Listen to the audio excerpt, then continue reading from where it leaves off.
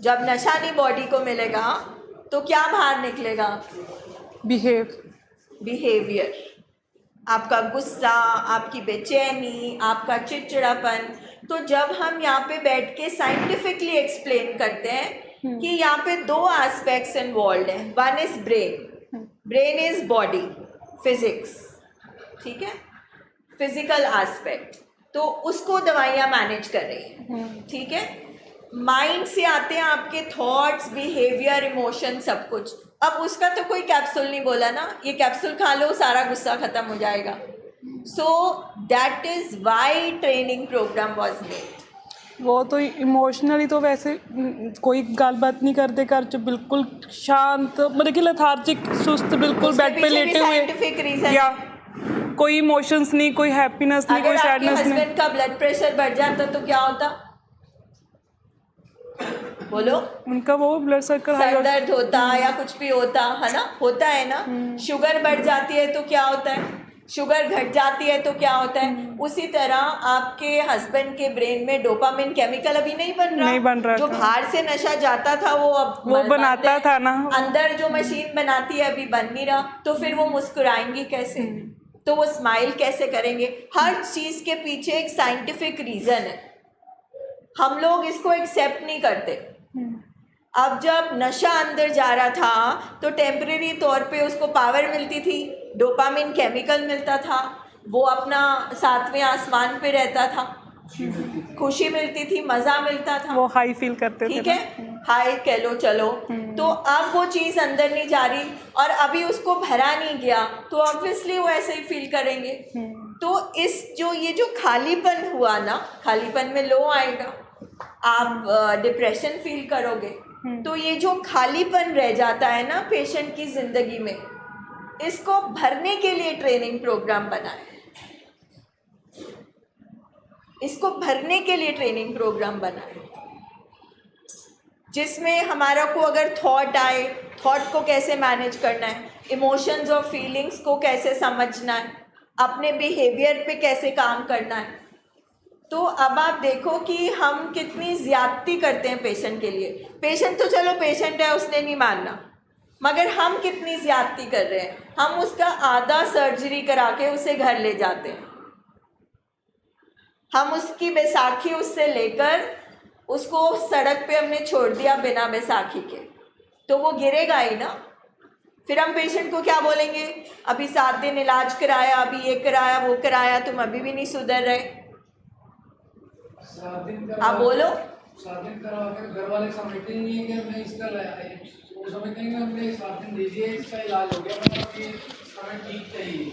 7 days में क्या होता है कि जब पेशेंट की बॉडी नशा मांग रही होती है तो उसको तोड़ बचती है, उसको विड्रॉल आते हैं, उसे तलब आती है, उसे क्रेविंग होती है, उससे वो बहुत बेचैन होता है, उसको फिज़िकल पेन्स होती हैं, बेचैनी होती है, दर्दें होती हैं, मतलब सबको डिफरेंट होता है। देखो जैसे वो विड्रॉल का चार्ट लगा हुआ है वहाँ पर, किसी को क्रैम्प्स पड़ते हैं, किसी को पसीना आता है, किसी को इरिटेशन आती है, ठीक है। और दिमाग में जो नशे की वजह से केमिकल फैल गए होते हैं, जो केमिकल्स बढ़ गए होते हैं, इन 7 दिनों में डिटॉक्सिफिकेशन, वो जो केमिकल्स बढ़ गए हैं उनकी सफाई और विड्रॉल मैनेजमेंट किया जाता है। ये पहला स्टेज है, इसको कहते हैं एक्यूट मैनेजमेंट। अब जब पेशेंट नशा छोड़ेगा या कोई भी डिप्रेशन, साइकेट्रिक कोई पेशेंट होएगा, तो उसको जो तकलीफ़ आ रही होगी शारीरिक तौर पे, उसको स्टेबल किया जाए। अब हमने उसको तो स्टेबल कर दिया, बट माइंड तो वही है ना, अभी थॉट्स तो वही है ना, तो थॉट्स की तो कोई दवा नहीं बनी, थॉट तो आना ही आना है। थॉट डिप्रेशन वाले को भी आना है, उसने उसमें फंस जाना है। जो एडिक्ट है उसको क्रेविंग आनी है, उसको शराब का थॉट आना है, या जो भी वो सब्सटेंस करता है। तो जब वो आएगा तो वो बेचैन होगा, परेशान होगा। अब अगर उसने कोई स्किल्स नहीं सीखे होंगे, उसकी कोई ट्रेनिंग नहीं होगी, तो वो उसको मैनेज कैसे करेगा? और क्योंकि अभी अभी अभी बिल्कुल रॉ स्टेज है, आप सोचो अभी जख्म नहीं भरा तो वो जल्दी गिव अप कर देगा, तो वो नशा कर लेगा। 3 हफ्ते आपके हस्बैंड ने बस मैनेज पकड़ के रखा था, मेंटली इमोशनली वो रिलैप्स थे। अब 3 हफ्ते के बाद जब उनकी बस हो गई तो उन्होंने अल्कोहल ले ली।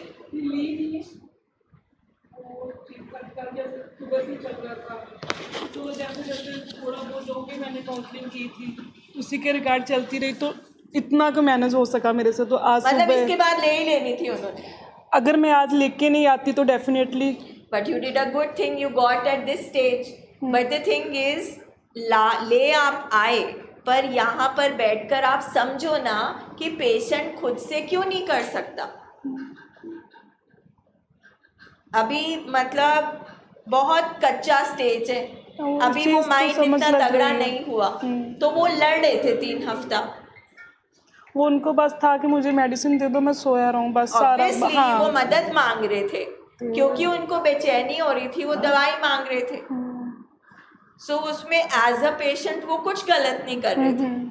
बट फैमिलीज को समझने की बात है कि जब बोला जाता है दवाइयाँ ज़रूरी हैं तो है, जब बोला जाता है रिहैब ट्रेनिंग पेशेंट के लिए सीखना स्किल्स को ज़रूरी है तो है, उसके बाद फैमिलीज़ को बोला जाता है कि आपका भी इस प्रोग्राम में ट्रेन होना, सीखना, हील होना ज़रूरी है। उसके बाद घर जाके फॉलोअप ज़रूरी है। और अगर ज़िंदगी भर की बीमारी है तो फिर फॉलोअप्स कनेक्टेड रहना तो ज़रूरी है, जुड़े रहना। हर बीमारी में ऐसा होता है।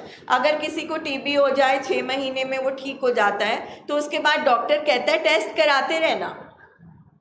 कैंसर हो जाए तो डॉक्टर बोलता है कीमोथेरेपी के बाद भी फॉलोअप्स करते रहना। हर बीमारी में होता है। एक डेंटिस्ट कहता है हर 6 महीने में अपने दांत दिखाया करो। तो फिर ये जो क्रॉनिक इलनेस है, ये जो पूरी उम्र की बीमारी है, इसमें फॉलोअप कैसे छोड़ोगे? और इस पे तो आपकी ज़िंदगी टिकी हुई है। अगर घर में ये बीमारी है तो कितना कुछ दांव पे लगा हुआ है। सो हम बड़ी कोशिश करते हैं, मोस्टली फैमिलीज़ और पेशेंट यही सोचते हैं कि अच्छा यहाँ तो इलाज करा लिया, हमें भी 7 दिन बोला, अब ये ना पैसे के चक्कर में ट्रेनिंग में भेज रहे हैं। ट्रेनिंग डॉक्टर भाटिया ने तो नहीं बनाई, it's a scientific programme designed by experts. कुछ तो रिसर्च हुई ना, कुछ तो खोजबीन हुई कि उन्होंने सोचा कि जो बीमारी कभी ख़त्म नहीं हो सकती, जो हमारे अंदर जानवर दिमाग है उसको हम डेड नहीं कर सकते, कोई दवाई बनी नहीं, तो एक तरीका बनाए। जैसे पहले तो इनको बीमारियां कोई मानता ही नहीं था। हमारे दिमागी बीमारी के पेशेंट्स को लोग कहते थे ये एबनॉर्मल हो गए, पागल हो गए, तो इनको पागल खाने भेज दिया जाता था। अब जैसे जैसे साइंटिफिक प्रोग्रेशन हुआ तो माना गया कि दिमागी बीमारियां भी बीमारियां हैं। उसके बाद में दवाइयाँ बनी, तो पहले रिहैब्स नहीं होते थे, पहले दवाइयाँ बनी, दवाइयाँ डॉक्टर ने देना शुरू करी, वो डोपामिन ब्लॉकर्स। तो क्या होता था, एक तरफ से दवाई देता था डॉक्टर, दूसरी तरफ बाहर जाके पेशेंट नशा कर लेता था। फिर और रिसर्च हुई कि भाई क्या बात है, हम दवाई देते हैं और ये फिर से मतलब हो जाता है रिलैप्स। तो उसके बाद आईपीडी डिटॉक्स करने का ट्रीटमेंट शुरू हुआ कि 7 डेज रख के 4 या 7 डेज रख के पेशेंट को डिटॉक्स करेंगे कि उसके दिमाग में जो केमिकल फैल जाता है, शायद इससे हम कर सकते हैं। बट उससे भी नहीं बात बनी। 7 दिन के बाद पेशेंट ने फिर जाके नशा कर लिया। तो आज की तारीख में जो बेस्ट ट्रीटमेंट है, बेस्ट मेडिकल प्रैक्टिस है, वो ये है, दवाइयाँ बहुत अच्छी हो गई। सो बेस्ट दवाइयाँ और 90 to 100 डेज प्रोग्राम में रिसर्च हुई है ना कि 3 महीने तक अगर एक पेशेंट एक सेफ जगह पे रखा जाए, उसको एक एजुकेशनल मॉडल कराया जाए, उसको इंसाइट दिलाई जाए कि कैसे आपको बीमारी है, कैसे उसके इमोशंस और फीलिंग्स पे वर्क किया जाए, क्योंकि वो इंसान तो रहता ही नहीं, उसको महसूस ही नहीं होता। तो फिर ये देखा गया कि जो दवाइयाँ भी लेता है और जो रिहैब ट्रेनिंग भी करता है, जिसकी फैमिली भी इन्वॉल्व होती है, जो फॉलोअप भी उसके बाद करता है, उसके बेस्ट चांसेस हैं रिकवरी में जाने के। Any would you like to share? You won't come on camera. Just share with me. Come, आ जाओ। अब इतना तो हमारा हो गया है। So he is Vinay and Vinay अभी हर्मिटेज में अपना पूरा 90 डेज का प्रोग्राम करके आया है ना। ये इधर 101 रूम में था और इसने काफ़ी यहाँ पे हलचल करी थी, काफ़ी सुनामी लेके आए थे यहाँ पर और लोग तोड़ता था। हाँ, तो अपना थोड़ा सा दो इंट्रो थोड़ा सा। मेरा नाम विनय है जी, मैं अमृतसर ਤੋਂ ਬਿਲੋਂਗ ਕਰਦਾ। ਮੈਂ ਇੱਥੇ ਜਦੋਂ ਆਇਆ ਸੀ ਬਹੁਤ ਜ਼ਿਆਦਾ ਗੁੱਸੇ 'ਚ ਸੀ ਕਿ ਇਹਨਾਂ ਨੇ ਮੈਨੂੰ ਧੱਕੇ ਨਾਲ ਲੈਣ ਦਾ ਦੱਸਿਆ ਕੁਛ ਨਹੀਂ। ਮੈਂ ਪਹਿਲੇ ਰੂਮ 'ਚ ਸੀਗਾ ਤੇ ਲੋਕ ਤੋੜਦਾ ਸੀ, ਮੈਂ ਉੱਡ ਕੇ ਪੈਂਦਾ ਸੀ ਇਹਨਾਂ ਨੂੰ ਕਿ ਮੈਂ ਨਹੀਂ ਇਲਾਜ ਕਰਾਉਣਾ ਆਪਣਾ। ਬਟ ਫਿਰ ਇਹ ਮੈਨੂੰ ਉੱਥੇ ਲੈ ਕੇ ਹਰਮਿਟੇਜ ਉੱਥੇ ਰੱਖਿਆ ਇਹਨਾਂ ਮੈਨੂੰ 3 ਮਹੀਨੇ। वहाँ पे भी झूठ बोल के लेके गए थे। वहाँ पे स्कैन कराने लगे गए थे स्कैन कराना रातों रात। ऐसे सीक्रेट मत खोल, अब किसी को हमने स्कैन के बहाने लेके जाना हो तो वो जाएगा नहीं। तो स्कैन हो गया तो उन में सब कुछ ठीक है। मैंने पहले दिन मैं गई रूम में तो कहता है I am Australian, I come from Australia, I know. मेरे को ऐसे नहीं रख सकते आप जबरदस्ती। मुझे पता नहीं था कि कैसे रख रहे हैं, कोई लॉ का समझ नहीं, कोई बात नहीं। साइन किन्ने कीते कुछ उत्थे जाके पर इलाज कराना पिया। तो आप बताओ कि आपका ठीक है, आपको ज़बरदस्ती लेके आए, आपका डिटॉक्स हुआ, फिर वहाँ पर भी लेकर गए। आपको लगता है कि ये प्रोग्राम का जो भी साइंटिफिक एक्सपर्ट्स ने ये बनाया है, इसका कोई फ़ायदा है? हाँ, मेरा फ़ायदा तो बहुत है। मैं अपने तरफ देख लो, हाँ, तो मैं देख रही हूँ। मैं तो पहले बहुत गुस्से में होता था, हर एक पल जिन्होंने कहते गुस्से से कटिया मैं। और उत्थे जाके पूरे आई थिंक 1.5 महीने बाद मैं शांत होया। अभी उत्थे जानते नहीं शांत हो गया मैं, 1.5 महीने बाद शांत होया। कितने साल आप एडिक्शन में रहे? काफ़ी टाइम हो गया, समझ लो 18 साल ला लो, 18 ईयर्स। 18 साल की एडिक्शन। मैं छड्डिया भी सब कुछ बच्चे 8 साल कुछ भी नहीं कर रहा सी, पर पुरानी एडिक्शन ही चलती आ रही और जो मेरे ब्रेन से चल रहा थी वही चल रहा है। सो आपने क्या लर्न किया वहाँ पर जाकर? लर्न है मैम, रूटीन बहुत ज़रूरी है। एक तो रूटीन, सवेरे उठना, सैर करनी। हूँ मैं कोठिया नहीं जा रहा, मैं चल छुट्टी कट रहे हैं, थकावट बहुत होती है दवाइयाँ करके। अभी फाइट हो रही है, फाइट हो रही है, चल रही है। यही सीखा मैम, काफ़ी टाइम उत्थे रहे। 1.5 महीने बाद मैंने मन्ने आया मैं कि हाँ इतने नहीं चलना नहीं है। मैंने पहले पता नहीं लगता कि कितने आ गया मैं, की कर रहा है ना। 1.5 महीने मैंने याद भी नहीं यहाँ पे कोई मीटिंग्स अटेंड करते थे आप? ना मैडम नहीं, मुझे याद ही फैमिली नहीं। आपसे मिलने आती थी तो क्या कहते थे? पहली मीटिंग तो मैं भजाता ही, मैं नहीं मिलना जा भजो। फर्स्ट मीटिंग जब मिलिया नहीं, मैं देखा नहीं ना। मेरे पास अभी तक आपकी रिकॉर्डिंग है फर्स्ट मीटिंग की। तो बन के पाया ही थे। बहुत ही अपने आप को इसको पता ही नहीं चल रहा था, फिर कंसेंट लेके नहीं फोटो खींची इसने अपने फोन मैं आप पे खींच रही। सब रुपए दिया कि आपको मैं पैसा। अब इसी को कहते हैं ना, जब आपका दिमाग ठीक तरह से काम नहीं कर रहा, अब कर रहा है तो पेशेंट ए पर्सन ऐसा क्यों करेगा? कोई भी स्किल्स वहाँ पे आपने कोई सीखी हो जो कि सिर्फ बीमारी का पता लगा कि और थेरेपी में किस पे वर्क किया जाता है? मैम माइंड में वर्क किया जाता है। कैसे? माइंड की गेम ही है सारी ये, नशे का तो पता नहीं, माइंड था ये सारा कुछ। क्या है माइंड की गेम? हम वो समझाते यही है कि जो भी तुसी करना है माइंड ही चेंज कर सकते तुहाडा, पर करना अपने आप ही पैना है, किसी ने तो करना नहीं। अगर आपको करने के तरीके सिखाए जाते हैं? तरीके सिखाए जाते हैं मैडम, यस। कोई एक बात जो आप परसों घर गए ना, परसों भी गए आप, एक बार लीव पर भी गए, तो कौन सी ऐसी चीज़ है जो आपको मम्मी ਹਾਇਰ ਪਾਵਰ ਜਿਹਨੂੰ ਕਹਿੰਦੇ। सो आप मम्मी से शेयरिंग कर लेते हो? ਹਾਂਜੀ आपको क्रेविंग आई? मैं क्रेविंग करता हूँ बहुत, क्योंकि मैंने नशा पहले छोड़ दिया था 8-9 साल पहले ही। बस ये जो 2-3 दिन यहाँ से आने से पहले था ना, वो मैं कर रहा था। हाँ वो कर रहे थे ना। और उसमें आपने क्या किया? अफीम खाती सी, कूदे, दीवारें कूदी, अफीम खाती ही ना, ता करके कूदे ही खाली। ये अब नॉर्मल मैं तो पूरा गेट बड़ा लंबा ही 10 फुट का गेट होना, मैं उठ के चल गया कि मैं नहीं जाना इतने घर। मैंने शक ही रहता कि घर वाले भी कितने फड़ान लगे आ, शक सी। नहीं ਤੁਸੀਂ ਬੰਦਾ ਬਦਲ ਦਿਓਗੇ। मम्मी से पूछते हैं फिर थोड़ा सा। हाँ मम्मी ने पूछो। मम्मी शेयरिंग करेगी। ਕਹਿੰਦਾ ਸੀ ਬੰਦਾ ਤੁਸੀਂ ਬਦਲ ਦਿਓਗੇ, ਰਹਿਣ ਦਿਓ ਜਿੱਦਾਂ ਹੈਗਾ ਵਾ ਮੈਂ। शायद आप मदर हो अभी आज।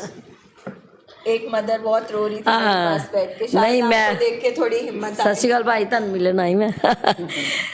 ਮੈਂ ਜੀ ਬਹੁਤ ਖੁਸ਼ ਹਾਂ ਤੇ ਮੈਂ ਕਹਿੰਦੀ ਹਾਂ ਇਸ ਤਰ੍ਹਾਂ ਹੀ ਮੇਰੀਆਂ ਸਾਰੀਆਂ ਭੈਣ ਭਰਾ ਜਿਹੜੇ ਖੁਸ਼ ਹੋਣ, ਜਿਸ ਤਰ੍ਹਾਂ ਮੇਰਾ ਬੇਟਾ ਅੱਜ ਮੈਨੂੰ ਰਿਜ਼ਲਟ ਮਿਲਿਆ ਤੇ ਆਈ ਐਮ ਸੋ ਹੈਪੀ। ਕਿਉਂਕਿ ਜਿਸ ਦਿਨ ਇਹਨੂੰ ਮੈਂ ਲੈ ਕੇ ਆਈ ਹਾਂ ਜਾਂ ਇਹਦੀਆਂ ਜੋ ਪਿਛਲੀਆਂ ਆਪਾਂ ਦੇਖਦੇ ਹਾਂ ਤੇ ਕੋਈ ਵੀ ਕਹਿਣਾ ਨਹੀਂ ਸੀ ਮੰਨਦਾ, ਕਦੀ ਵੀ ਇਹਨੇ ਸਾਡੀ ਗੱਲ ਨੂੰ ਨਹੀਂ ਸੀ। ਮੇਰੀ ਫਿਰ ਵੀ ਥੋੜੀ ਬਹੁਤੀ ਮੰਨ ਲੈਂਦਾ ਸੀ। ਪਾਪਾ ਆਪਣੇ ਨਾਲ ਤੇ ਸਿੱਧਾ ਇਹਦਾ ਪਾਸਵਰਡ ਵੀ 751 ਹੀ ਆ ਤੇ ਬਸ ਇਹ ਸਿੱਧਾ ਹੀ ਸੀਗਾ ਹਿਸਾਬ। ਤੇ ਹੁਣ ਥੋੜਾ ਜਿਹਾ ਹੋ ਗਿਆ ਰਿਲੈਕਸ, ਪਾਪਾ ਨਾਲ ਵੀ ਸਹਿਜ ਹੋ ਗਿਆ भी ਬਿਲਕੁਲ। रिलैक्स होगी। मम्मी भी डर रही थी पहले दिन मिलने से, ਹਾਂ ਮੈਂ ਤਾਂ ਛੁਪ ਜਾਂਦੀ ਸੀ ਥੱਲੇ, ये चुप के नीचे बैठती थी। ਘਰ ਚਲੀ ਜਾਂਦੀ ਸੀ। ਫਿਰ ਇਹਨੇ ਲੱਭਣਾ ਮੰਮੀ ਕਿੱਥੇ, ਮੰਮੀ ਕਿੱਥੇ। ਮੈਂ ਕਹਿੰਦਾ ਮੈਂ ਨਹੀਂ ਆਣਾ, ਤੂੰ ਮੈਨੂੰ ਵੀ ਗਾਲਾਂ ਕੱਢਦਾ ਵੀ ਘਰ ਲੈ ਜਾਓ आंटी, ਘਰ। आपने एज अ फैमिली क्या सीखा? मैंने एज ए फैमिली यही सीखा है कि अगर आपको बच्चे को रिकवरी में देखना है तो इसकी भी थोड़ी बहुत मेंटल स्टेट को समझा जाए।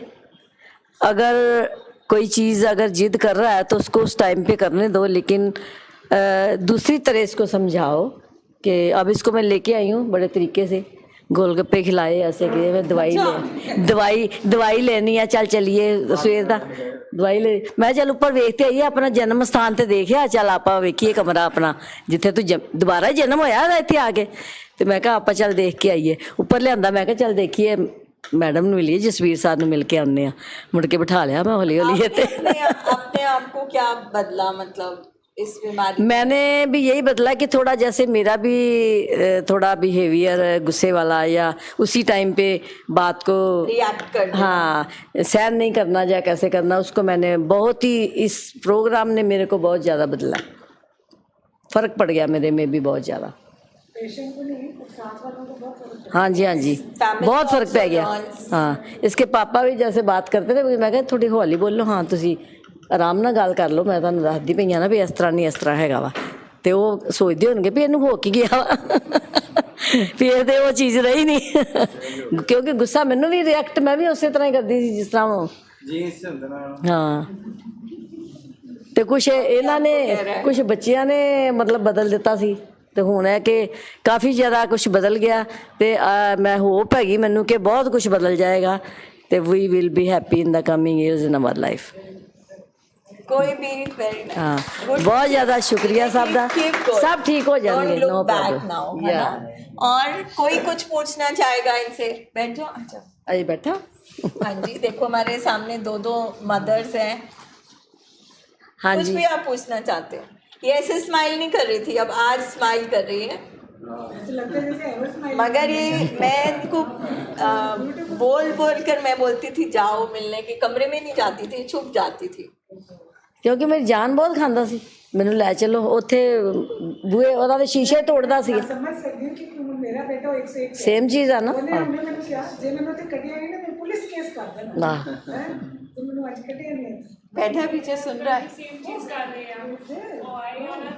अच्छा हाँ ये देना।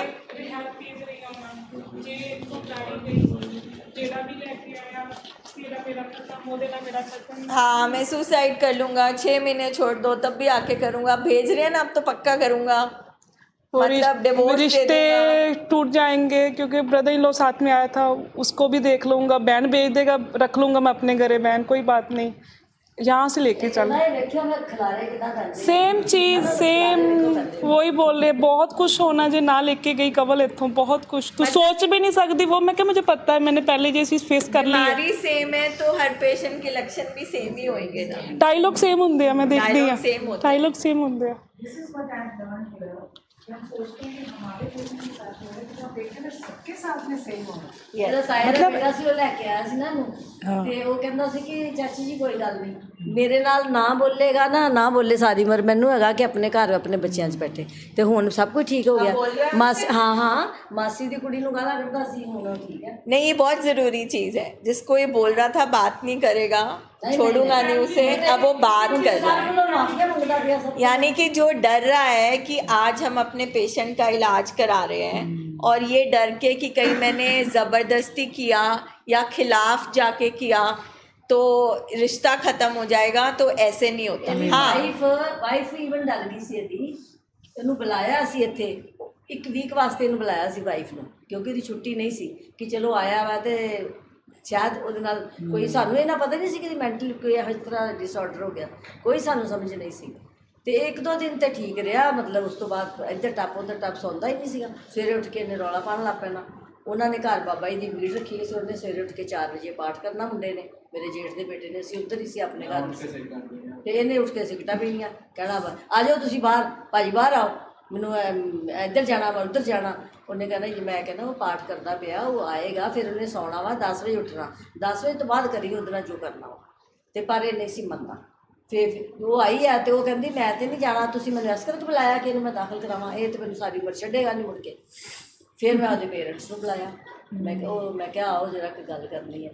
ਫਿਰ ਉਹਨਾਂ ਨੇ ਸਮਝਾਇਆ, ਕਹਿੰਦੇ ਵੀ ਤੁਸੀਂ ਚਲੋ ਜਿਸ ਤਰ੍ਹਾਂ ਵੀ ਕਰਨਾ ਤੁਸੀਂ ਭੈਣ ਜੀ ਕਰੋ, ਅਸੀਂ ਤੁਹਾਡੇ ਨਾਲ ਆ, ਕਿਉਂਕਿ ਉਹ ਸਾਡੇ ਪੁਰਾਣੇ ਰਿਸ਼ਤੇਦਾਰ ਨੇ, ਬਹੁਤ 20-22 ਸਾਲਾਂ ਤੋਂ ਅਸੀਂ ਜਾਣਦੇ ਸੀ। ਮੇਰੀ ਭਨੇਵੀਂ ਦਾ ਜੇਠ ਹੈਗਾ ਸੀ, ਤੇ ਉਹਨਾਂ ਨੇ ਮੇਰਾ ਬਹੁਤ ਸਾਥ ਦਿੱਤਾ। ਹਰ ਸ਼ਨੀਵਾਰ ਇਹਨੂੰ ਮਿਲਣ ਜਾਂਦੇ ਰਹੇ, ਕਰਦੇ ਰਹੇ। ਇਹਦੀ ਵਾਈਫ ਇੰਨੀ ਅੱਛੀ ਹੈ, ਮਤਲਬ ਸਾਰੇ ਸਰਕਮਸਟੈਂਸਿਸ ਬਹੁਤ ਅੱਛੇ ਸੀਗੇ। थोड़ा ही ठीक होना शुरू हो गया, तो सारा हालात भी ठीक होने शुरू हो गए, और ये भी काफ़ी पॉजिटिव चीज़ें 2-3 दिन तो हो रही हैं। ये हर मीटिंग ये अटेंड करते थे, जो हमीटेज में सैटरडे को मीटिंग्स होती हैं वो करते थे। तो फैमिली को समझने की ये ज़रूरत है कि अगर हमसे हमारी सबसे प्यारी चीज़ कोई छीन रहा हो तो हम क्या कर सकते हैं। हम हर हद तक जाएंगे, हम शायद पाँव भी पकड़ेंगे, हम धमकियाँ भी देंगे, हम छोड़ने की बात भी करेंगे, हम मारने की कोशिश भी करेंगे। बिल्कुल उसी तरह पेशेंट का जो सब्सटेंस है वो उसकी जान होता है, उसकी सबसे प्यारी चीज़ है, उसकी पावर है। एक टाइम आता है पेशेंट की पावर बन जाती है, जब तक वो पावर अंदर नहीं जाए तो उसे लगता है वो ख़त्म हो जाएगा। तो अब जब उससे वो उसकी पावर छीनी जा रही है तो गुस्से में, मतलब गुस्सा तो करेगा, बेचैन होगा, तो वो सारी चीज़ें किसको सुनाएगा? क्लोज फैमिली मेंबर्स को। अब उस टाइम हम डर जाते हैं। तो ये सारी चीज़ें मोस्टली सब पेशेंट बोलते हैं। डरते इसलिए मैम कि हमें समझ नहीं लगती है कि अब इसका क्या हल क्या निकलना है। नहीं, हम इसलिए डरते हैं क्योंकि हमें नहीं पता होता ये बीमारी है, और हम अपनी अटैचमेंट की वजह से, क्योंकि जब हमारा कोई लव्ड वन अगर हमको बोलेगा, एक माँ को एक बेटा बोलेगा कि मैं सुसाइड कर लूँगा या फिर मैं अपने आप को मार लूँगा, तो जाहिर है एक माँ तो डर जाएगी। तो ये स्टेटमेंट्स इसीलिए सब देते हैं क्योंकि वो आउट ऑफ फियर दे रहे होते हैं। आप देखो ना, जब साइंस बोलती है कि ये बायो साइको सोशल डिजीज़ है, हर पर्सन के 3 ही पहलू होते हैं, एक हमारा शरीर, एक हमारी सोचें, और तीसरा सोसाइटी, दुनियादारी, रिश्ते। अब जब साइंस कहती है कि ये बायो साइको सोशल डिजीज़ है, तो ये तीनों एस्पेक्ट पेशेंट के ख़त्म हो रहे होते हैं। उसका शरीर भी ख़त्म हो रहा होता है, ब्रेन अफेक्टेड हो जाता है, उसकी सोचें, बिहेवियर, व्यवहार सब ख़त्म हो जाता है, उसके रिश्ते ख़त्म हो रहे होते हैं, उसकी इज्जत, पैसा, काम सब कुछ ख़त्म हो रहा होता है। तो एक ही चीज़ उसके पास बचती है। अब आप सोचो, जिसके पास कुछ है नहीं वो डरा किस लिए रहा है। अब आप सोचो, पाकिस्तान के पास कोई हथियार नहीं है तो वो इंडिया पे अटैक करेगा। अच्छा, अब पेशेंट क्यों डरा रहा होता है? क्योंकि उसकी बीमारी उसको डरा रही होती है, और हमारे बिना उसका नशा नहीं चलेगा, वो हमें डरा रहा होता है। और कर सब कुछ बीमारी रही होती है, हम डरते हैं अपनी अटैचमेंट की वजह से। बट इफ़ वी अंडरस्टैंड कि पेशेंट तो खुद डरा हुआ बीमारी की वजह से। और दूसरी बात, ये फेटल डिजीज़ है इफ अनट्रीटेड, जानलेवा बीमारी, तो वैसे ही वो मौत के पास खड़ा है, वो जा रहा है धीरे धीरे मौत के पास। साबी ਅਸੀਂ ਉੱਥੋਂ ਮੁੜੇ ਆਲਮੋਸਟ ਅਖੀਰ ਤੇ ਜਾ ਕੇ ਅਸੀਂ ਮੁੜੇ ਆ ਸਮਝੋ। ਕੋਈ ਥੋੜਾ ਪਿੱਛੇ ਰਹਿ ਗਿਆ ਹੈਗਾ 2 ਕਿਲੋਮੀਟਰ ਤੇ ਸਾਡੇ ਬੰਦੇ ਤੇ ਬਿਲਕੁਲ ਸਮਝੋ ਉੱਥੇ ਹੀ ਪਹੁੰਚੇ ਹੋਏ ਸੀ। ਸਾਰੇ ਉੱਥੇ ਪਹੁੰਚੇ ਹੋਏ। उस रात सब वहीं से आ रहे हैं। नहीं सी होगा। और जो मेरी रात एक्चुअली मैंने ये देखा कि इनिशियल स्टेजेस में भी, बिकॉज ये ब्रेन का डिसऑर्डर है ना, तो इनिशियल स्टेजेस में आपको लगता है कि थोड़ा बहुत variation, like I am talking about my son जिसका वो जो बिहेवियर एंड थॉट डिसऑर्डर्स और मूड डिसऑर्डर्स हैं, इनिशियली आपको लगता है कि हाँ ये थोड़ा जो ना एडल्ट्स हो रहे हैं तो चेंजेस आ रहे हैं, थोड़ा अड़ियल हो रहे हैं, बोलने में आजकल बच्चे सारे ही ऐसे External हैं। reasons हाँ हम करते हैं आजकल आप जहाँ भी सुनते होते हैं हाँ आजकल तो बच्चे ਤੁਹਾਨੂੰ पता ही है मुंह फट हो गए हैं, जिद्दी हो गए, अड़ियल जी हो गए। तो हमें लगता है this is part and parcel of today's generation, कि आज की जनरेशन ऐसी। वो आप सोचते हो कि अब इसको जवाब दे। जैसे मेरे को पता है कि मेरी छोटी बेटी ने बोला कि जब वो सामने से 1-2 बार मेरे सामने जब वायु ने आपको ऐसे कुछ अनयूजुअल सा बोला जो नॉर्मली नहीं बोलते, तो आपने रिएक्ट क्यों नहीं किया? हाँ, चेक नहीं किया। And she was right. उस टाइम पे ना आप थोड़ी सोचा अच्छा बच्चा ना पढ़ाई कर रहा है, ये फलाना, उसको प्रेशर है तो अब नहीं बोलेंगे। इसी को हमें और होता labeling क्या था बोलते हैं ना। और होता क्या था, मैंने एक और चीज़ अब नोटिस की कि रेट्रोस्पेक्टिवली अभी आप सोचते हो कि after some time use to come, मम्मा हाउ आर यू, खाना अरे बहुत टेस्टी बनाया आपने, मम्मा उधर पिघल गए, मम्मा को पिछला याद ही नहीं रहेगा, मम्मा को याद ही नहीं रहेगा कि पहले उसने टेढ़ा सा बोला था। अपना सुन रही मैं और मैं आपको एक और चीज़ समझ नहीं सके। सॉरी मैं एक और चीज़ बताती हूँ। मैं जब रेट्रोस्पेक्टिवली अपने बचपन का देखती हूँ तो अगर हम थोड़ा सा भी टेढ़ा अपने पेरेंट्स के सामने बोलते थे इमीडिएटली हमें पकड़ा जाता था। हाउ डेयर यू, ऐसे कैसे कर रहे हो तुम। आपस में हम थोड़ा सा भी लड़ाई झगड़ा ब्रदर सिस्टर्स कर लेते थे, इमीडिएटली ये नहीं चाहिए। मतलब मैंने देखा था कि वो जो स्ट्रिक्टनेस थी, एक तो हमारी स्ट्रिक्टनेस कम हो गई है, मे बी वो एक जनरेशन में ऐसा चल गया है, बच्चों को कम बोलो, थोड़ा सा स्पेस दो। ज़्यादा प्यार से वो हाँ। ना, पर सानू ये नहीं सी पता मिसअंडरस्टैंड ਅਸੀਂ ਕੀਤਾ ਹੈ कि ये बीमार है। हाँ सेम ਅਸੀਂ हियर, कोई नहीं सेम जाता हियर। ਉੱਥੇ ਲੈ ਆਇਆ ਉੱਥੇ ਲੈ ਬੱਚੇ ਆ ਕਰਦੇ ਹੁੰਦੇ ਆ ਨਾ ਤੇ ਕੋਈ ਗੱਲ नहीं। ये तो चलो अनहेल्दी बिहेवियर्स हो गए, बट आज जो हम डिस्कस कर रहे हैं पेशेंट्स वैसे सारा बद्दा मैम हद गया। हाँ राइट वो है। बट अभी जो हम डिस्कस कर रहे हैं ना, just a minute, I just finish this point. जब जो हम ये डिस्कस कर रहे हैं ना कि पेशेंट जो बोलता है, क्योंकि इसको माना जाता है it's a very cunning clever disease, ये बहुत चालाक बीमारी है। तो वैसे पेशेंट्स बोलेंगे मैं पोल खोल रही हूँ, मगर ये बहुत, अब जैसे इन्होंने बोला अपने कज़न के लिए कि उसको छोड़ दूंगा मैं देख लूँगा, ठीक है।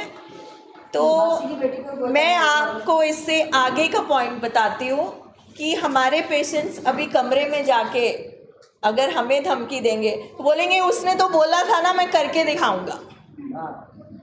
समझ रहे हो आप बात को? वो 2 कदम आगे जाके आपको बोलेंगे तो आप डर जाओगे, अच्छा ये तो सच्ची में करके दिखा देगा। तो डिजीज़ कैसे कैसे मैनिपुलेट करती है। यहाँ पे जो 7 डेज़ का पूरा ड्रामा होता है उसमें पेशेंट बहुत सारी खिड़कियाँ दरवाजे ढूंढ रहा होता है। कभी ये पंखा ठीक नहीं है, खाना ठीक नहीं है, मतलब किसी तरह से किसी भी बात में फैमिली फंस जाए और यहाँ से चले जाए। और सबसे बड़ा फैक्टर है ये पैसे कमाने का ज़रिया, ठीक है। Everything cost money in life, nothing is free. मगर आप ये तो सोचो ना कि क्या चीज़ है, क्या ट्रीटमेंट है। सो पैसे को लेके, काम को लेके, और फिर सबसे बड़ी बात होती है कि जब हम 7 दिन यहाँ पे जिस कंडीशन में आते हैं ना, हम वो एक बहुत ट्रॉमा से गुजर के आ रहे होते हैं। और उस दौरान यहाँ आने से पहले कुछ समय में हमारे रिश्तों में काफ़ी दरार आई होती है। कोई माँ होती है, उसका जो बेटा होता है पेशेंट, वो कई रातों से सोया नहीं होता, किसी ने ठीक तरह खाना नहीं खाया होता, कोई बहुत झगड़े कर रहा होता है, कोई फैमिली मेंबर्स बहुत घर में लड़ाई हुई होती है तो उनका ना एक रूप बन जाता है पेशेंट का। अच्छा, जैसे जैसे 1 2 3 4 दिन बीतते हैं हॉस्पिटल में तो पेशेंट की नींद होने लगती है, वो खाना खाने लगता है, वो स्माइल करने लगता है। हो सकता है वो माँ के पाँव भी छू रहा हो सकता है उसने, जैसे आपने कहा कि जब बीमार था तो कुछ और कहता था, आज मुझे उसने मम्मा बोला। तो उसमें क्या होता है, उसमें हम पिघल जाते हैं। अब सोचो, महीने से किसी माँ को उसके बेटे ने माँ नहीं बोला और हॉस्पिटल में आके बोल दिया तो इसका मतलब माँ क्या समझेगी, ये ठीक हो गया। मगर ये बीमारी बड़ी चालाक है, ये इतनी जल्दी ठीक नहीं होती। कुछ बोला तुमने ऐसा? ये नहीं इतनी जल्दी ठीक होती, क्योंकि अभी सिर्फ मतलब अभी तो मत भी नहीं खुली, अभी तो फिजिकली स्टेबल किया जा रहा है। और उसको जो नशे से मज़ा नहीं आ रहा था, पच नहीं रहा था, उसको जो बॉडी में बेचैनी हो रही थी, तकलीफ़ हो रही थी, तलब हो रही थी, नशा अंदर जा रहा था मगर फिर भी मज़ा नहीं आ रहा था, तो दवाइयों से उसको थोड़ा चैन आ गया। तो जैसे ही पेशेंट को चैन आता है तो फैमिली को भी चैन आने लगता है। क्योंकि एक माँ को जिसने अपने बेटे के मुंह से माँ नहीं सुना, मम्मी नहीं सुना इतने दिनों से, वो तो गई।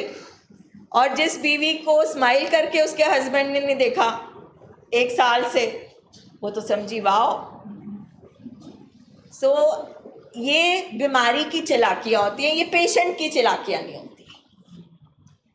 पेशेंट को भी थोड़ा बहुत लग रहा होता है कि चैन आया, सांस आया, मगर पेशेंट के अंदर ये जो बीमारी बैठी है, इट्स सो पावरफुल कि ये बड़ी चालाकी से निकलेगी, पेशेंट को भी फंसा देगी। सो ये हमें कभी नहीं भूलना, it's a clever disease, cunning disease, बहुत चालाक है ये मैनिपुलेट करती है। मैनिपुलेशन को क्या बोलेंगे हम हिंदी पंजाबी में? हाँ। तो अब उसमें क्या है, उसमें सबसे बड़ा जो ऑब्स्ट्रक्शन है ना, रुकावट है, वो है हमारा रिश्ता। अगर तो हमने सामने बेटा देखा तो हम मैनिपुलेट हो जाएंगे। तो ये 7 डेज में हॉस्पिटल में बहुत मैनिपुलेशन होती है और फैमिली फंसती भी है। यहाँ पे तो मैम सिर्फ ये 7 दिन में ये चल रहा था पेशेंट के मन में कि जी अगर 7 दिन में ये यहाँ पे फंसा हूँ ना, चलो देखता हूँ, 7 दिन तो आपने फंसा लिया, कोई बात नहीं, एक बार बाहर तो जाने दो। हाँ, बाहर तो जाने दो, बाहर तो निकलूंगा ना, फिर देख लूंगा। जो फोर्सफुली आए होते हैं, जो फोर्सफुली लेते हैं, और जो अपनी मर्जी से आए होते हैं, जैसे वो ढूंढ रहा होता है कि मैं वेज कौन से वेज हैं जिससे मैं अब मुझे बचना है, कहाँ से मैं अपने लिए पॉइंट्स ढूंढता है कि मैं बचना कैसे है यहाँ से। नहीं, जो अपनी मर्जी से आया होता है वो ढूंढता है, पॉइंट्स ढूंढता है कि मैंने बचना कैसे है बाहर जाके, अब मैं निकलूं कैसे। तो वो सबसे जो बड़ा डायलॉग मतलब देता है, स्टेटमेंट देता है, वो ये देता है, आया तो अपनी मर्जी से ना देखो। और फैमिली भी उस डायलॉग को बहुत मान रही होती है, नहीं उसको तो उठा के लाए थे, मेरा पेशेंट तो अपनी मर्जी से आया था। सो ये कुछ स्टेटमेंट्स हैं जो हम पेशेंट के सामने शेयर करते हैं कि ये बीमारी उससे बुलवाती है और हम उसमें फंस जाते हैं। अब ये सारों में खाने को लेके बोल सकता है पेशेंट, है ना, फैमिली भी बोल सकती है। अब जो माँ बहुत पॉजेसिव है अपने बच्चे के बारे में, जो अभी भी गराई तोड़ के 25 साल के बच्चे को खिला रही है, तो अगर उसके बच्चे ने खाने के बारे में कुछ बोल दिया तो माँ की तो सारी ऑब्सेशन ही खाने में फंसी है। तो वो जाके डॉक्टर से भी लड़ेगी, वो काउंसलर से भी लड़ेगी, वो सब कुछ करेगी। चलो, अब खाने खिलाने थोड़ी ना लाए थे, ओके, खाना हो गया, कमरा ऐसा है, और क्या चीज़ हो सकती है। अच्छा, दवाइयों को लेके ये तो सुलाते ही जा रहे हैं, तो भाई वो नशे में पहले बेहोश होता था, वो नहीं नजर आता था। अब तो एक डॉक्टर सुपरविजन में कोई दवाई दे रहा है, उसके ब्रेन को रेस्ट दे रहा है, उसके थॉट्स रुक रहे हैं, उसकी क्रेविंग को हो रहा है, कोई तो रीज़न होगा ना डॉक्टर दे रहा है। या फिर दवाइयों के चक्कर में मैनिपुलेशन हो जाती है। मैं डिजीज़ की मैनिपुलेशन बता रही हूँ। और सबसे बड़ा फैक्टर कौन सा है मैनिपुलेट करने का? Yes, money. अब फैमिली को भी, बिकॉज मनी है दुख तीरक, मैं वो नहीं कह रही, जिसके पास बहुत है उसके लिए भी। तो ये वाली जो चीज़ें हैं, वी हैव टू अंडरस्टैंड कि इनके पीछे रिहैब प्रोग्राम, डिटॉक्स क्या होता है, विड्रॉल मैनेजमेंट क्या होता है, फॉलो अप क्या है, फैमिली काउंसलिंग क्या है, ये एक प्रोग्राम बना है, साइंटिफिकली डिज़ाइन किया गया। ये कोई एक साइकेट्रिस्ट ने नहीं बनाया है। आप देखो कितने सालों से रिसर्च हो रही होगी, पहले तो दवाइयाँ भी नहीं थी, पहले सिर्फ मेंटल हॉस्पिटल थे। तो अब कितने एक्सपर्ट्स ने कितना सोचा होगा, कितनी रिसर्च करी होगी कि हम एक एडिक्ट को कैसे बचाएं, जिसकी कोई दवा नहीं बन पा रही, जो बीमारी क्रॉनिक है, ख़त्म नहीं हो सकती, उन घरों को कैसे बचाया जाए। तो वो इस प्रोग्राम के साथ आए। तो आज की हो सकता है 10 इयर्स बाद कुछ और हो जाए, कोई ऐसी और रिहैब प्रोग्राम और छोटा हो जाए, मेडिसिन और ज़्यादा हो जाए, और थेरेपीज आ जाए।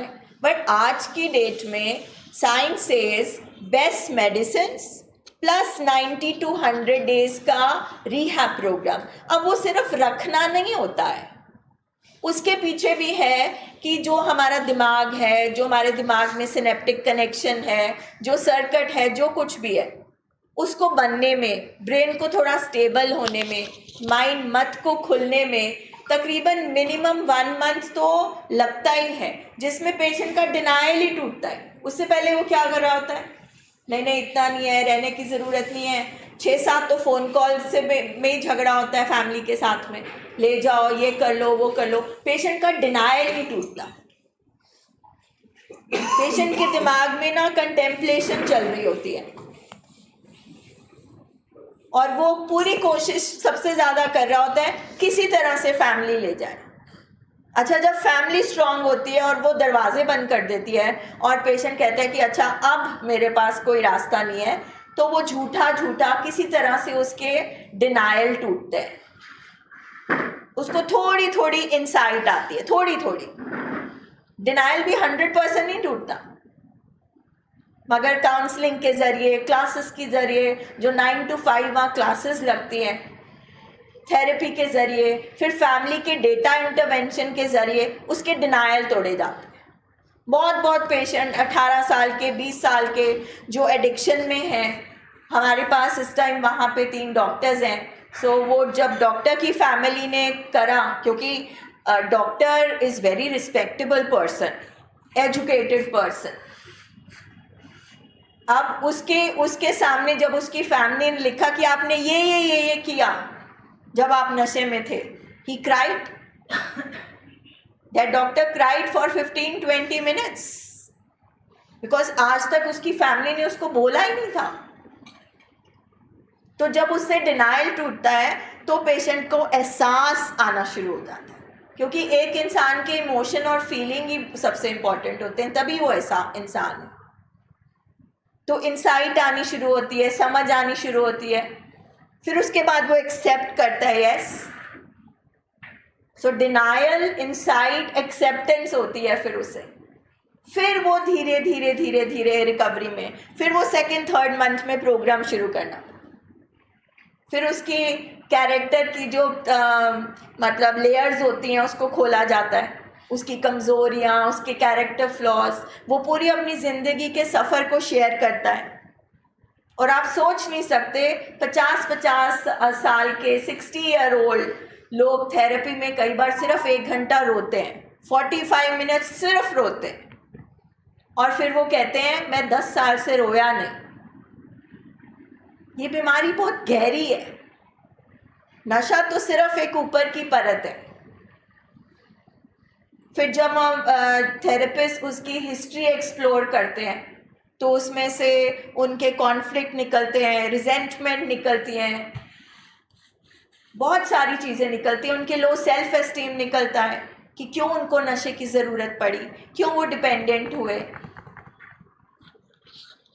तो इट इज़ अ पूरा प्रोग्राम, पूरी अंदर की एक पर्सन की सफाई होती है। आप पूछ रहे थे ना बार बार उस दिन भी, आज रूम में भी, कि मैं बार बार क्यों रिलैप्स हो जाता हूँ। तो रूट्स वो जो जड़ है आप अभी तक वहाँ पहुँचे नहीं। सो आप कुछ देर मैनेज कर लेते हैं, फिर जो आपके बिलीफ सिस्टम, जो सारी चीज़ें बनी होती हैं, वो फिर आपको वहाँ ले जाती हैं। सो जब तक हम जड़ पे नहीं काम करेंगे, सो आप प्लीज़ ट्राई टू अंडरस्टैंड कि ये एक साइंटिफिक प्रोग्राम डिज़ाइन किया गया है कि कैसे हम एडिक्ट्स को बचाएं, कैसे हम उनके घर परिवार को बचाएं, कैसे जो फैमिली एडिक्शन में इतने ट्रॉमा से गुजरती है, घर में इतना कुछ देखती है, कैसे उनके बच्चे बीमार हो रहे होते हैं। सो आप सोचो, if you go in recovery तो आपकी आगे की जनरेशन्स भी रिकवरी में जाएं। So you are not just saving yourself, you are saving at least 3 generations. अच्छा, उसके बाद जब रिहैब से घर चला जाता है, ठीक है, अब जैसे विनय आपके सामने शेयरिंग करिए, फॉलोअप के लिए आया, तो फॉलोअप क्यों? क्योंकि लाइफ लॉन्ग बीमारी है, तो आपको फॉलोअप पे आते रहना पड़ेगा, आपको कनेक्टेड रहना पड़ेगा। Just like for cancer patient, like for TB patient, for any patient, even a dentist. तो इसमें समय वमय क्या होता है, पूरा साइंटिफिक है कि प्रोग्राम है, ये बीमारी है, इसमें कोई चॉइस थोड़ी ना है। So now you understand. आप अपने हस्बैंड को ले गए यहाँ से आधा सर्जरी करा के, उनके पास कोई स्किल्स नहीं थे, 3 हफ्ते के बाद वो बस रिलैप्स ही होने वाले थे, मेंटल इमोशनल रिलैप्स तो हो चुका था, 3 हफ्ते सिर्फ वो कंट्रोल करके बैठे। But the good thing you did was कि बिफोर ही कुड टेक, आप उनको ले आए। सो कोई रीज़न है फॉलोअप का, कोई रीज़न है रिहैब्स क्यों बने, कोई रीज़न है कि फैमिली की ट्रेनिंग क्यों ज़रूरी है, रीज़न है कि हम विनय जैसे पर्सन को स्कैन का बोल के, झूठ बोल के क्यों लेकर जाते हैं, रीज़न है। मगर दिमाग खराब होने की यही निशानी है ना कि सबसे ज़्यादा पेशेंट ही शोर मचा रहा होता है, क्योंकि वो पेशेंट है। और आज देखो विनो, yes sorry, just one thing, तुमसे मैं बहुत डरती हूँ, सर को बुलाती हूँ जवाब देने को, बोलो। नहीं मैम, मैंने अपने मदर की बात सुनी, मम्मा ने खुद कहा कि बीच में एकदम से इतना अग्रेसिव, इतना हाइपर हो गया था पेरेंट्स के अगेंस्ट, उसके बाद बिल्कुल ही धीरे शांत हो गया था। ये इलनेस थी, ये पहले ही इनको पता लग जाना चाहिए था पेरेंट्स को। हाँ, ये नहीं पता चला। बट मैम मैं कहूँगा कि ये इलनेस नहीं थी, ये बस मेरी लॉयल्टी थी एफर्टलेस चीज़ के लिए। एफर्टलेस प्रोसेस जो था, ये मैंने 2018 के टाइम जब मेरे को रिकरेंट पैनिक अटैक्स थे, तब से मैंने ये स्टार्ट किया था एफर्टलेस करना। एफर्टलेस करता गया था, बीच में मेडिकेशन खुद बंद की थी, बस हर मोमेंट एफर्टलेस करता गया था मैं, क्योंकि मेरे को था कि मैं एक ऑब्सेसिव इंसान हूँ और एफर्टलेस ही एक पावरफुल एक्स्ट्राऑर्डिनरी चीज़ है। एफर्टलेस, ये डॉक्टर भाटिया समझ सकते हैं एफर्टलेस क्या है। वही सबसे एक्स्ट्राऑर्डिनरी चीज़ है, तो मैं वही करता गया था। करते करते 1 साल बीता, 1.5 साल बीता, बीच में क्रिकेट खेलने का हुआ कि क्रिकेटर बन जाऊँ। तो उसके बाद मैंने कहा नहीं, एफर्टलेस में लगा कि नहीं बनना है, फिर पढ़ाई पे वापस आया, फिर डॉक्टर भाटिया से फिर से मिला था, फिर उन्होंने कहा था मेडिकेशंस करने की ज़रूरत है, फिर मेडिकेशंस यूज़ की, फिर लॉकडाउन हुआ 2020 में, एफर्टलेस ही करता गया था मैं। 2021 में भी, फिर 22 रिजल्ट्स आ रहे थे मेरे, अच्छे आ रहे थे, पर मेरे को था कि एफर्टलेस करते रहना। जब तक एफर्टलेस में सीट कंफर्म ना लगे तब तक सीट पिक नहीं करनी, तो एफर्टलेस ही करता गया। अब जाके फेसबुक यूज़ किया, इंस्टाग्राम यूज़ किया, उसमें फिर असली एफर्टलेस के थ्रू रिवेंज भी लेनी पड़ती है, क्योंकि एफर्टलेस ही भगवत गीता होती है। चलो ये सब चीज़ों को हम साइड पे रखें। You are a medical student, right? तो ब्रेन का भी एक एनाटॉमी होता है, स्ट्रक्चर होता है, ठीक है? ब्रेन भी बॉडी का हिस्सा है। देखो ma'am, all these imbalances and things can cause illnesses. Ma'am अगर आप करना चाहते हो you can do my brain mapping, अगर आप करवाना चाहते sir would do that. I am not authorized to do that, because sir would definitely do that. Sir क्योंकि मैं सिर्फ एक ही चीज़ को लॉयल रहा जिस चीज़ से मेरी जान बचाई है उस टाइम पे 2018 Yes. में, वो एफर्टलेस ही चीज़ थी, तो इससे मैं वही करता रहा। पेरेंट्स को मेरे को कभी भी गुस्से से बोलने का कोई मकसद नहीं था। Yeah, that everybody knows. You didn't do it intentionally. I just did it just for the sake of हम effortless. यही बोल रहे हैं कि इलनेसेस ऐसी होती हैं कि पेशेंट से ऐसी बातें कराती हैं जो पेशेंट नहीं करना चाहते हैं। So before I give to sir, I can't say that it is actually illness, क्योंकि मेरे को लगता है कि जो मैंने जोर से बोला उनको और समझाया, उनकी स्ट्रेंथ उसी चीज़ से बड़ी है। क्योंकि अगर उनको था कि उनके अगेंस्ट उनका बच्चा कभी जाएगा नहीं और बात मानेगा, पर हमेशा पेरेंट्स को पता रहना चाहिए कि बच्चे भी स्ट्रॉन्ग इनफ हो क्योंकि they can keep them on their toes. Parents को भी अपने टोज पे रखना बहुत ज़रूरी चीज़ है। तो इससे मैंने एफर्टलेस ही करता रहा। अभी मैं 1 हफ्ता सर्वाइव कर पाया हूँ यहाँ पे बिना किसी नहीं तो साइकोटिक सिम्टम्स पेशेंट्स के आ जाते हैं, चीज़ें तोड़ फोड़ देते हैं पेशेंट्स, और क्या लड़ाई झगड़े कर देते हैं पेशेंट्स। ऐसे हॉस्पिटल में आके मैंने कुछ नहीं किया क्योंकि मैं एफर्टलेस ही कर रहा हूँ, good. और एफर्टलेस में ही मेरे को है कि प्लीज़ डॉक्टर भाटिया मेरे को घर जाने दो किसी भी हालत में। ठीक है, coming to the point. All right. So before I sir call, और कुछ मेरे पास कोई before I call sir, और- so I just wanted to just wind up saying कि जो हम डिस्कस कर रहे थे कि बहुत कनिंग, क्लेवर, बैफलिंग, कंफ्यूजिंग चालाक बीमारी है, और जब तक हम सामने वाले को पेशेंट नहीं मानेंगे तो हम फंसते आएंगे। और स्पेशली ये ड्यूरिंग 7 days जो यहाँ पे होता है एक वाइफ के साथ, मदर के साथ, कौन कौन सी चीज़ें, मतलब फैमिली को बहुत अवेयर रहना है कि ये चिम्ब्रेन से बात आ रही है या ये माइंड से बात आ रही है। तो इसीलिए सारा फोकस होता है फॉर फैमिली टू अंडरस्टैंड, क्योंकि अगर आप अपने पेशेंट की इलनेस पहचानेंगे तभी उसको बचाएंगे, क्योंकि वो तो अपनी इलनेस नहीं पहचान पा रहा।